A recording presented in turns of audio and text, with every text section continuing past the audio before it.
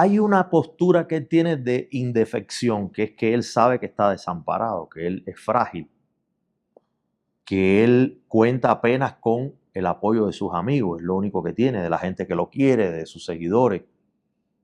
Cada vez esto ha ido creciendo más y es un grupo poblacional mayor.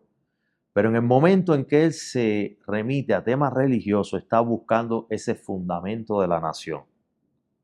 En esos performances que él hace, tú vas a ver incluso hasta militares que le hacen ofrenda a los santos, porque él se da cuenta que el factor religioso, la adoración a la Virgen de la Caridad del Cobre, que es nuestra santa patrona, vendría siendo la Virgen de Guadalupe en México, para nosotros es la Virgen de la Caridad del Cobre, Ochún en el sincretismo afrocubano, tiene un eje de cohesión nacional que es mayor incluso al que tiene la ideología, al que tiene la política, al que tiene la organización funcional de la nación.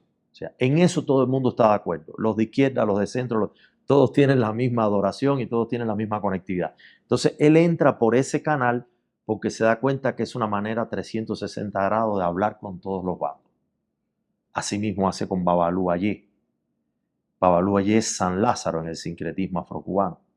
Pero él lo representa negro porque él también quiere hablarle al sector de la negritud. Él quiere despertar una iluminación en ese sector, porque se da cuenta que la revolución ha manipulado a la negritud y les ha vendido muchas cortinas de humo con respecto al racismo, a la esclavitud, al colonialismo, y trabaja como ese sedimento de la memoria emocional del negro y de la promesa que siempre le hizo la revolución al negro, que en un periodo sí le cumplió.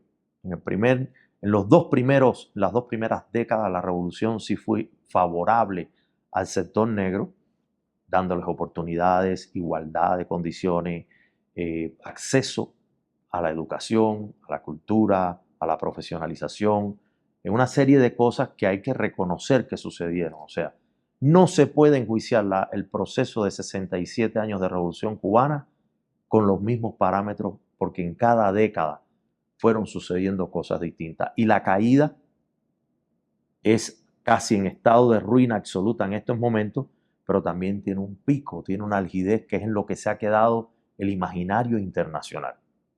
Entonces Luis Manuel pertenece ya a la etapa de la decadencia del proceso. San Isidro pertenece a la decadencia del proceso. El Estado secuestrado por una mafia, y ellos se dan cuenta de eso. Y la repartición de la riqueza nacional es desproporcionada, es desequilibrada, es egoísta, es con vanagloria, es manipuladora, es con ambición, es mezquina. Y ellos no, ellos están pensando como pueblo. Aunque son ilustrados, aunque ellos estudiaron, están capacitados. Entonces yo creo que ese sentido libertario en él enarbola algo más ancho, un espectro más amplio de libertades, ¿no? No es solamente yo poderme parar en un espacio público y exigir y reclamar que se me dé la oportunidad de exponer mis ideas. No es, la libertad de expresión en Luis Manuel no es solamente eso. Claro, también ahí tú estás viendo un muchacho del 2016, 2017, que no se había enterado de muchas cosas que después se enteró, porque él tuvo muchos viajes. 2018, 2019 salió al mundo, visitó otros países, entendió muchas dinámicas, después leyó mucho, después en la pandemia estudió mucho, ahora en la cárcel ha estudiado más. Yo estoy convencido, y lo estoy diciendo en todas las entrevistas, el hombre que va a salir de la cárcel es un hombre superior. Y me gustaría, para cerrar esta entrevista, Ernesto, que le comentaras a nuestra audiencia, ¿qué esperas que el público se lleve después de ver este documental sobre Luis Manuel Otero y su historia? El documental tiene como muchas capas, ¿no? La primera es la biografía de un protagonista del cambio social, un hombre con una conciencia muy noble, muy justiciera, con una vocación libertaria para la nación cubana, que además enfrenta todo tipo de poder despiadado. Él no está solamente enfocado en los Castro, él está enfocado en toda forma corrupta, desequilibrada, desarmónica. Él ataca a cualquier tipo, porque él, por ejemplo, peleaba con los inspectores que iban a los pequeños negocios a querer cobrar factura, a querer cobrar, ¿cómo se dice aquí? Derecho de piso, ¿no? Creo que se dice, ¿no? Sí. y a la gente corrupta, a la gente que ejerce el poder de una manera sucia, inmoral. O sea que él tiene un diálogo con el poder de un pensamiento crítico todo el tiempo. Y de fondo trae una filosofía. Entonces, eso demuestra que hay un ser superior ahí. Después tiene esta cosa de reconocer una misión, ¿no? Esa capa yo quiero dejarla clara, porque todo el mundo se llena la boca diciendo los jóvenes están perdidos, los jóvenes están extraviados, los jóvenes escuchan nada más reggaetón y lo que quieren es estar consumiendo droga y están en esta visión concupiscente de la vida, de estar pasándosela bien y chao. No, no, no. Ahí hay un grupo de jóvenes que se la pasa bien, que se divierte, que son modernos, que son frescos, que no son solemnes, pero tienen una conciencia de país, tienen una conciencia de libertad, tienen una conciencia social, política, filosófica, moral. O sea, quiere decir que ahí todavía hay algo rescatable para la nación, que si te pones a ver ya la generación que viene después, que es lo que se conoce en el exilio como generación del reparto, ya es otra cosa. Ahí sí ya no hay estudio, ahí ya hay, los valores morales están muy deteriorados, ahí hay un sentido primitivo de la existencia, es ego, es exhibicionismo, es arrogancia insana, es machismo, es abuso, es descategorización de la mujer, una serie de cosas que no tiene San Isidro. Y son generaciones muy cercanas, ¿no? Entonces yo muestro esas dos capas, el contexto de un país, porque esto se cuenta entre 2016 y 2019. Es un periodo muy particular ese deshielo, ese aubamato. No es la misma Cuba que estamos viendo hoy. O sea, tú estás viendo un país que estuvo a punto de haber emergido y haber superado un empantanamiento y no lo aprovechó. ¿Por qué? Porque está gobernado por ancianos decrépitos y malévolos y no tienen ya ninguna perspectiva de desarrollo. Ellos lo que quieren es mantener su status quo. Prefieren el desorden y el caos controlado, ¿no? A que se le vaya de las manos abrir un poco la válvula social.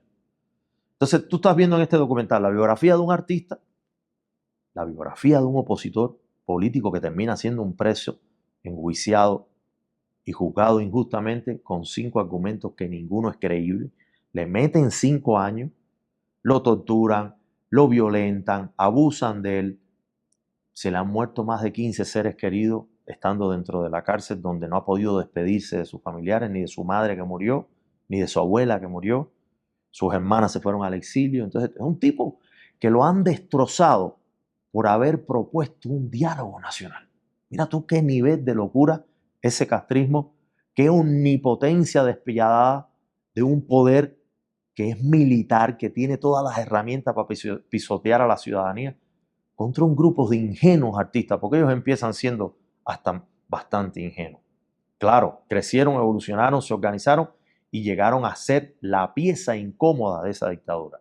La dictadura no supo cómo manejar eso. Por eso lo sentencia a muerte, mata a algunos, exilia a la mayoría y mete preso a otro grupo. Muchos han muerto en las huelgas de hambre. Tenemos en Cuba más de 1.300 presos políticos desde el 11 de julio del 2021, presos de conciencia, con juicios que no tienen ningún rigor legal, que son prácticamente ilegítimos. Creo que la lista de menores de edad anda por encima de 80. Y tú dices, ¿cómo es posible que el mundo no vea ese genocidio? ¿Cómo es posible que el mundo no entienda el nivel de desamparo que tiene la ciudadanía cubana? Y que la gente siga montada en un relato mediático que se ha construido por 60 años. Luis Manuel es desnudar, desacreditar, deslegitimar todo ese discurso. Es la contraofensiva, es una generación que además, fíjate que Luis Manuel apenas ahora es que empieza a hablar de exiliarse. Luis Manuel siempre dijo que se quedaba dentro de Cuba. No, yo quiero estar en el problema, yo quiero decidir el problema, yo quiero ser un actor de este conflicto. Yo no quiero ser un espectador con un catalejo desde Madrid, Miami, México, mirando esta situación. Ahora, la última conversación que tuvo con los agentes de inteligencia militar en la cárcel, que son de hace 20 días, es te saco mañana, pero te montas pasado mañana en el avión y te largas al exilio. Pero además son tan cínicos que le dicen, y te sugerimos que te vayas a Madrid, que no te vayas a Miami. Porque Madrid es la izquierda española, que está conectada con ellos. Miami es la oposición cubana de la derecha y del centro. Entonces fíjate cómo lo calculan todo y cómo te van coachando a sus intereses. Entonces yo creo que este documental muestra el contexto cubano, la situación de la sociedad cubana, el problema de la gobernanza, ingobernanza, Estado fallido. Tú ves un país desamparado, desprotegido, desnutrido, con un gran caos, un gran desorden, con una élite, con una nomenclatura en el poder viciada, malévola, mafiosa, que hace uso de todos nuestros recursos, han endeudado a la nación, han hecho lo que les ha dado la gana. Ves movimientos de artistas que están tratando de arreglar un problema que les corresponde al Estado arreglar. Y encima ves entonces la injusticia de ese sistema contra sus mejores hijos. Entonces ahí es donde ves que me caen a piñazo y a palo, porque es un retrato en primera persona. Yo no lo estoy contando, lo está contando Luis Manuel, lo están contando los miembros de San Isidro.